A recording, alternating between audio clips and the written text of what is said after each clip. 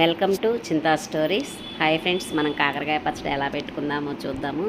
కాకరకాయలు 1/2 కేజీ, ఉల్లిగడ్డలు 1/2 కేజీ, చింతపండు 200 గ్రాములు, ఉప్పు, కారము, కొంచెం మెంతిపిండి, ఆవపిండి 100 గ్రాములు అయితే ఉప్పు కారం సరిపోతుంది. ఇప్పుడు మనము ఈ ఇంగ్రీడియంట్స్ అన్నిటిని కూడా మనం చాలా మంచిది హెల్త్కి. ఇప్పుడు మనం అన్నిటిని రోట్లో వేసుకొని దంచుకుంటున్నాము. రోలు ఉన్నవాళ్ళు దంచుకోవచ్చు, కొంచెం ఎక్సర్సైజ్ అవుతుంది, టేస్టీగా కూడా ఉంటుంది రోట్లో దంచుకున్నది ఏదైనా. కానీ రోట్లో లేని వాళ్ళని మనము మిక్సీలో వేసుకోవచ్చు. ఫస్ట్ ఉల్లిగడ్డలు, ఆనియన్స్, చింతపండు అన్నీ వేసి దంచినాక దాంట్లో ఉప్పు కారం వేసి దంచండి, లేదంటే చింది మన మీద కూడా పడుతుంది. మిక్సీ వేసుకుంటే ఏ ప్రాబ్లం లేదు, కానీ ఉంటే మాత్రం చక్కగా దంచుకోండి ఫ్రెండ్స్. దంచిన టేస్ట్ ఎక్కువగా ఉంటుంది. ఇప్పుడు దంచిన దాన్ని మనం ఎలా ఉడికించుకోవాలో కూడా చూద్దాము. 1/2 కేజీ అన్నీ తీసుకున్నాం కదా, 1/2 కేజీ ఆయిల్ అనమాట.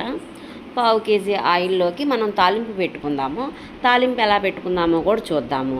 కొంచెం ఇంగు పెట్టాను, జీలకర్ర, ఆవాలు సరిపోతుంది. నేను నూగులు ఇష్టంగా తింటానని చెప్పేసి కొంచెం నూగులు కూడా పెట్టాను, హెల్త్కి మంచిదని చెప్పేసి. కొంచెం ఎల్లిపాయలు కూడా, దాంట్లోనే కొంచెం పసుపు వేసుకుందాము. ఇప్పుడు అన్నిటినీ నేను నూనె కాగింది వేసేసాను, దాంట్లో పసుపు కూడా వేసుకుందాము. ఇప్పుడు కొంచెం వేగిన తర్వాత మనం ఎల్లిపాయలు కూడా వేసుకుందాము. ఎల్లిపాయలు చిట్లుతాయి, మీద పడతాయి, జాగ్రత్తగా ఉండండి, కొంచెం ఎడంగా ఉండండి.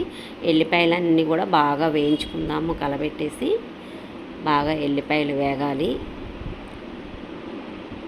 ఎల్లిపాయలు వేగాక కిందాక మనం దంచి పెట్టుకున్నాం కదా రోట్లో, ఆ దంచి పెట్టుకున్నదంతా కూడా మనము ఈ నూనెలో వేసేద్దాము.